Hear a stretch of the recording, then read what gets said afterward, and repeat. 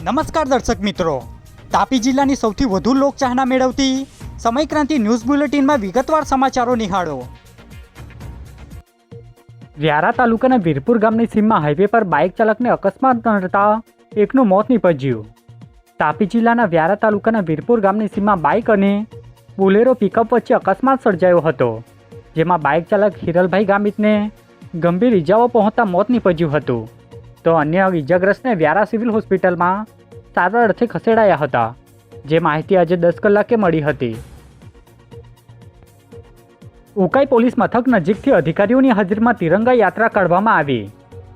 તાપી જિલ્લાના ઉકાઈ પોલીસ મથક ખાતેથી અધિકારીઓની હાજરીમાં તિરંગા યાત્રા કાઢવામાં આવી હતી, જેમાં રાજ્ય સરકારની સૂચના મુજબ તિરંગા યાત્રા ઉકાઈ પોલીસ મથકથી નીકળી અલગ અલગ વિસ્તારોમાં ફરી હતી, જેમાં પોલીસ અધિકારીઓ તેમજ કર્મચારીઓ જોડાયા હતા, જે માહિતી આજે 1 કલાકે મળી હતી।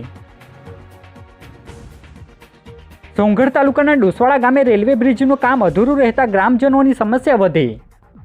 તાપી જિલ્લાના સોંગઢ તાલુકાના ડોસવાડા ગામે છેલ્લા ઘણા સમયથી બની રહેલા રેલવે બ્રિજનું કામ અધૂરું રહેતા વાહન ચાલકો સહિત સ્થાનિક ગ્રામજનોમાં સમસ્યામાં વધારો થયો છે, જેને લઈ કામગીરી વહેલી તકે પૂર્ણ કરવામાં આવે તેવી માંગ કરવામાં આવી છે, જે માહિતી 1 કલાકે મળી હતી।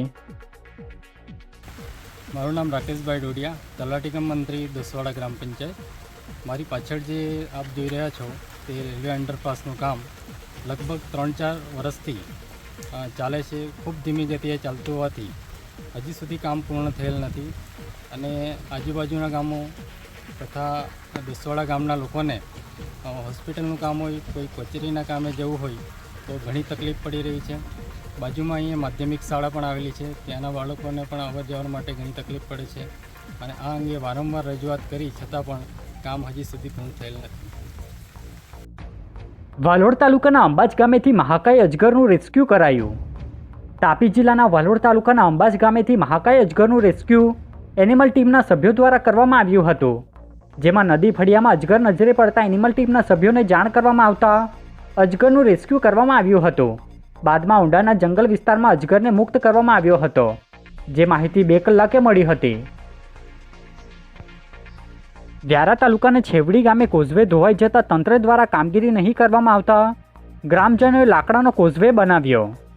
તાપી જિલ્લાના વ્યારા તાલુકાના છેવડી ગામે જંગલ વિસ્તારમાં વરસાદના પાણી વચ્ચે કોઝવે ધોવાઈ ગયો હતો, જ્યાં તંત્ર દ્વારા કોઈ નક્કર કામગીરી નહીં કરવામાં આવી હોવાના આક્ષેપો સાથે ગ્રામજનોએ પોતે મહેનત કરી લાકડાના ટેકા વડે કોઝવે બનાવ્યો હતો, ત્યારે ત્યાંના સ્થાનિક ચૂંટાયેલા પ્રતિનિધિઓ તેમજ જિલ્લા વહીવટી વિભાગની કામગીરી સામે સવાલો ઉઠવા પામ્યા છે, જે માહિતી 9 કલાકે મળી હતી। વ્યારા શહેરના ડૉક્ટર બાબા સાહેબ આંબેડકર હોલ ખાતે સ્મૃતિ સભા યોજાઈ, જેમાં ધારાસભ્ય સહિતના આગેવાનો હાજર રહ્યા।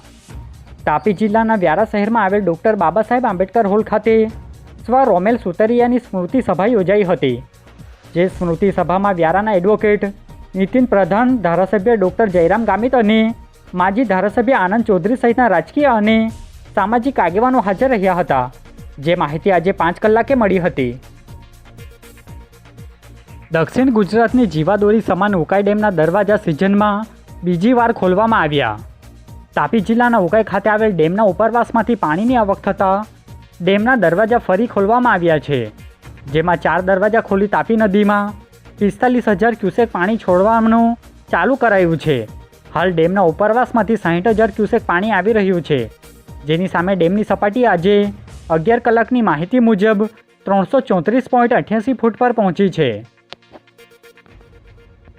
ડોલવણ 4 રસ્તા નજીક ધારાસભ્યની હાજરીમાં કાર્યક્રમ યોજાયો। તાપી જિલ્લાના ડોલવણ 4 રસ્તા નજીક ધારાસભ્ય મોહન કોકડીની હાજરીમાં કાર્યક્રમ યોજાયો હતો, જેમાં હર ઘર તિરંગા અંતર્ગત તિરંગા યાત્રા કાઢવામાં આવી હતી, જેમાં વ્યારા વિધાનસભાના ધારાસભ્ય સહિતના અધિકારીઓ અને કર્મચારીઓ પણ જોડાયા હતા, જે માહિતી 4 કલાકે મળી હતી। ઉચ્છલ ગામમાંથી પસાર થતી રંગાવલી નદીમાં કપડાં ધોવાયા ગયેલા ઈસમનું પાણીમાં ડૂબી જતા મોત નીપજ્યું। તાપી જિલ્લાના ઉચ્છલ ગામની સીમમાંથી પસાર થતી રંગાવલી નદીના ચેકડેમ નજીક કપડાં ધોવા ગયેલા 29 વર્ષીય ઈસમ વિશાલભાઈ ગામે આકસ્મિક રીતે પડી ગયા હતા, જેઓનું નદીના પાણીમાં ડૂબી જતા મોત નીપજ્યું હતું। બનાવને લઈ પોલીસે અકસ્માત મોતનો ગુનો દાખલ કરી કાર્યવાહી હાથ ધરી છે, જે માહિતી આજે 4 કલાકે મળી હતી.